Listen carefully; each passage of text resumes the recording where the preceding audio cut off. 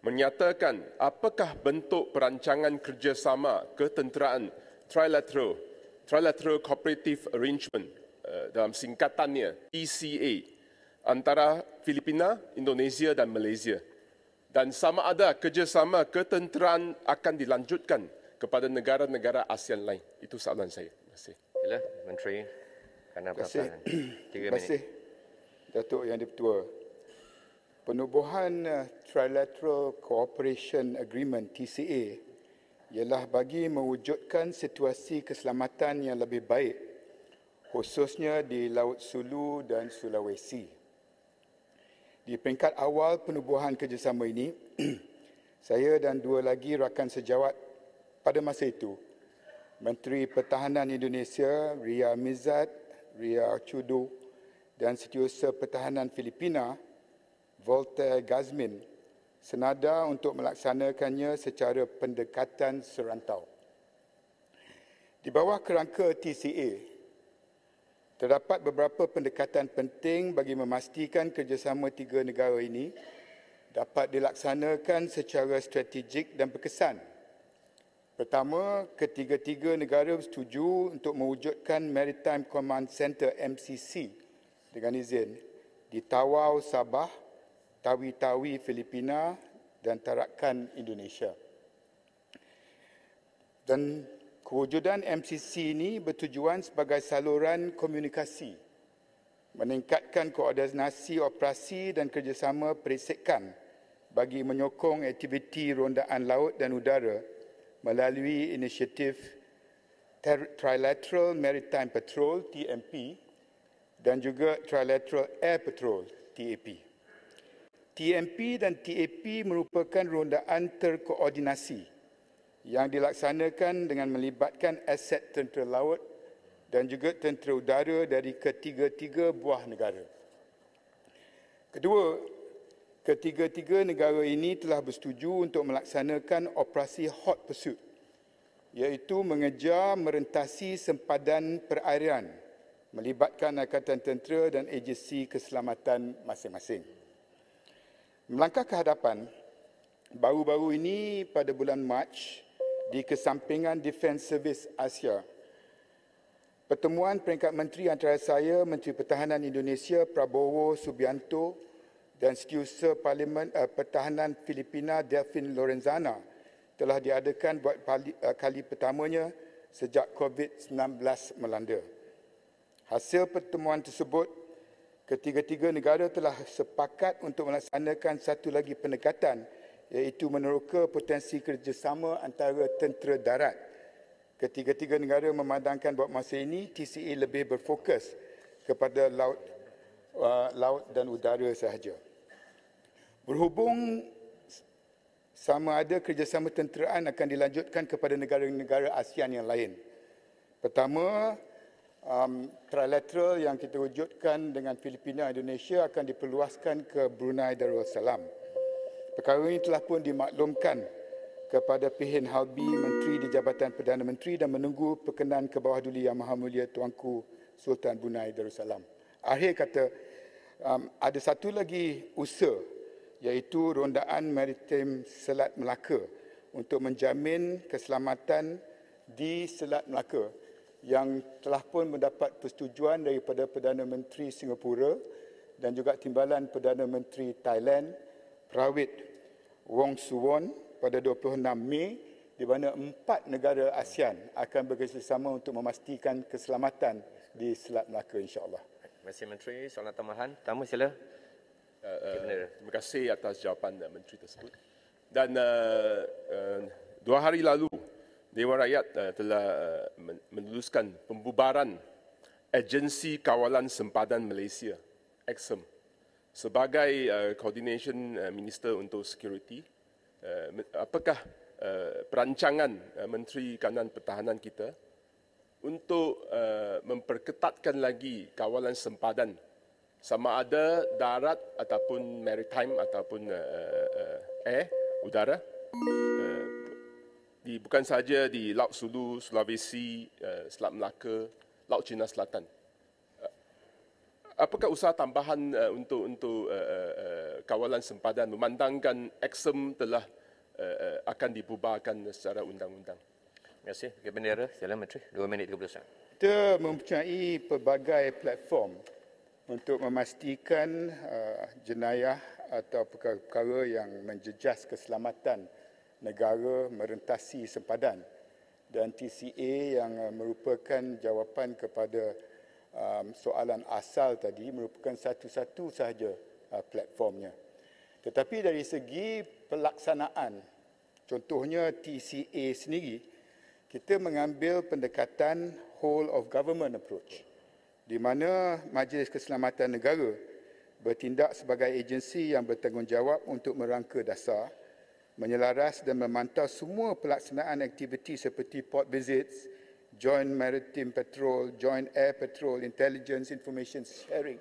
Dan saya beri jaminan kepada Dewan yang mulia ini bahawa apa yang kita lakukan ini melibatkan pelbagai kementerian dan agensi seperti Kementerian Pertahanan, sudah tentunya, Kementerian Luar Negeri, Jabatan Peguam Negara, Eastern Sabah Security Command, Polis Diraja Malaysia, Tentera Laut Diraja Malaysia, Tentera Udara Diraja Malaysia, Markas Angkatan Bersama, Agensi Penguatkuasa Maritim Malaysia dan Jabatan Laut Malaysia. Dan yang paling penting ialah diplomasi di antara negara-negara yang berjiran di ASEAN. Kalau sekiranya kita dapat perkukuhkan platform seperti TCA dan Malacca Straits Patrol, ini akan membantukan tidak ada perkara-perkara yang boleh menjejaskan keselamatan bukan sahaja negara kita tetapi di negara jiran. Dan apa yang kita lakukan melalui diplomasi pertahanan, ianya ada hubung kait dengan usaha kita supaya apa yang kita pantau di sempadan-sempadan kita ni dapat setakat mana yang kita mampu jamin dan juga sekat aktiviti-aktiviti yang tak diingini. Perkara-perkara sebegini merupakan sesuatu yang bukan baru sekarang, dan pada masa COVID dulu mungkin ianya tak menular sangat, tapi saya tahu dan saya sedang pantau bersama-sama dengan Mendef dan ATM dengan pembukaan sempadan melalui fasa endemik kita ni, apa gerakan-gerakan pihak-pihak yang tidak diingini ini, insya-Allah. Terima kasih Menteri. Soalan tambahan yang kedua, saya tengok ada 3 YB berdiri. Saya jemput yang berhormat Jalan Tut. Terima kasih dan Datuk Yang Pertua. Assalamualaikum warahmatullahi wabarakatuh. Saya bangun Yang Berhormat Menteri, saya ingin mendapat jawapan sama ada ingin Yang Berhormat Menteri menyatakan sama ada kerjasama pertahanan ketiga negara di bawah platform TCA ini turut melibatkan agensi-agensi keselamatan yang lain dalam negara kita selaras dengan konsep whole of government yang digariskan dalam kertas putih kerajaan. Terima kasih kepada pertahanan. Terima kasih. Sila Menteri, 2 minit 30 saat. Terima kasih Yang Berhormat Jerantut. Sememangnya yang ada kaitan juga jawapan saya kepada soalan tambahan pertama tadi, di mana whole of government approach yang saya jawab tadi berhubung kait dengan tindakan kita yang merentasi kementerian dan agensi di negara kita. Tetapi baru-baru ini pada 28 hari bulan Mac, kita telah pun berbincang di peringkat menteri-menteri pertahanan cara bagaimana kita dapat perluaskan TCA ini kepada agensi-agensi dan kementerian-kementerian di negara-negara yang terlibat dan agensi-agensi mereka yang ada kepentingan dan tanggungjawab untuk melihat bagaimana ianya dapat ditangani. Maksud saya bahawa persetujuan di antara menteri-menteri, 3 menteri ini dan insya-Allah termasuk juga Brunei, saya harap bahawa agensi-agensi yang mungkin tidak berada di bawah Kementerian Pertahanan juga dilibatkan secara langsung. Contohnya agensi dan perisikan di bawah Kementerian Dalam Negeri dan juga perisikan ketenteraan di bawah Mendef dilibatkan dengan research. Kita libatkan custom, immigration dan juga agensi-agensi lain ini perlu mendapat kerjasama dan juga perancangan yang boleh kita perluaskan di peringkat menteri, peringkat command centers yang telah saya maksudkan dalam jawapan asal saya, tetapi juga di antara agensi-agensi dan kementerian-kementerian yang ada kepentingan di 3 negara dan insya-Allah 4 dengan Brunei di negara masing-masing. Jadi itu merupakan the way forward, di mana the whole of government approach bukan sahaja government kita, tetapi kita harap dengan apa yang kita telah rintis ini dapat diperluaskan kepada whole of government approach kepada keempat-empat negara yang menjadi anggota kepada TCA yang disebutkan tadi, insya-Allah. Terima kasih. Pak, ada masa sikit lagi 8 saat. Sedikit soalan ringkas. Sila. Ya, Pontian. masalah kita, Datuk Menteri Pertahanan, ialah penyeludupan yang merugikan negara ratusan juta kalau tidak bilion, dan kita tahu bahawa kecekapan agensi-agensi kita itu di tahap yang maksima. Bagaimana peranan tentera untuk membantu mengurangkan penyeludupan, sebagai contoh Selatan Thailand, minyak masak dan macam-macam. Bagaimana peranan tentera ke arah itu? Terima kasih, Pontian. Sila. Ringkas. Ya, tidak ada kaitan dengan soalan asal, di mana kita melihat kepada isu keselamatan dan pertahanan serantau.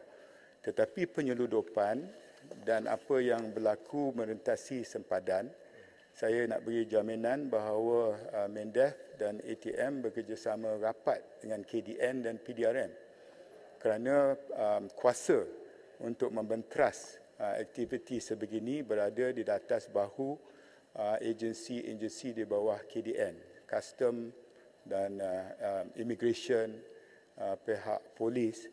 Tetapi kita di ATM sentiasa bekerjasama rapat. Kalau perlu bantuan daripada kita, saya rasa mereka tak teragak-agak untuk maklumkan kepada kita. Keduanya, cara untuk mengkoordinasi usaha ini, saya rasa juga dilihat oleh Majlis Keselamatan Negara yang dipengerusikan oleh Yang Amat Berhormat Perdana Menteri sendiri, dianggotai oleh menteri-menteri yang berkaitan, dan apa yang dibangkitkan oleh Yang Berhormat Pontian tadi, saya faham bahawa ianya merupakan sesuatu yang agak current dan perlu dipantau secara dekat dalam beberapa bulan yang akan datang. Terima kasih, Menteri.